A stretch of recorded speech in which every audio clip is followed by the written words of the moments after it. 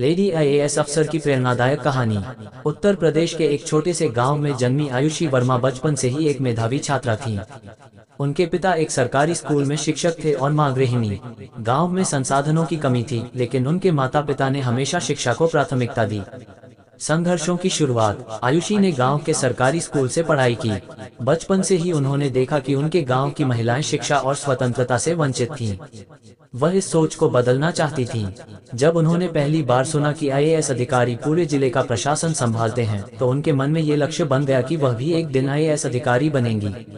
परिवार की आर्थिक स्थिति बहुत अच्छी नहीं थी, लेकिन उनके माता पिता ने हर संभव कोशिश की कि उनकी पढ़ाई में कोई बाधा न आए। गांव से कई किलोमीटर दूर कॉलेज था, लेकिन आयुषी हर दिन साइकिल से सफर करती और पढ़ाई में अव्वल आती। सपनों की उड़ान और कठिनाइयां। ग्रेजुएशन के बाद उन्होंने यूपीएससी परीक्षा की तैयारी शुरू की। ये सफर आसान नहीं था। कोचिंग के पैसे नहीं थे, तो उन्होंने घर पर ही सेल्फ स्टडी की। इंटरनेट पर मुफ्त नोट्स पढ़े, पुराने प्रश्न पत्र हल किए और गांव के ही एक छोटे से पुस्तकालय में घंटों बिताए। पहले प्रयास में असफलता मिली, लेकिन उन्होंने हार नहीं मानी।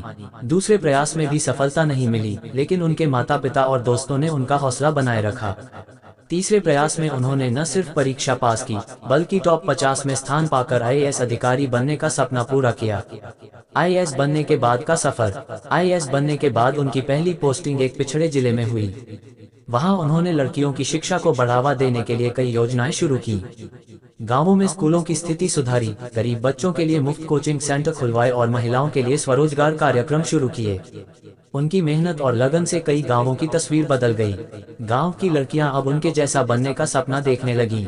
उनकी कहानी न सिर्फ उनके गांव के लिए बल्कि पूरे देश के लिए प्रेरणा बन गई।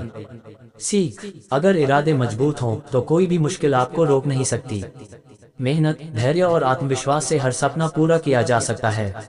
अगर आपको ये कहानी पसंद आई तो बताएं, क्या आप किसी खास तरह की कहानी चाहते हैं?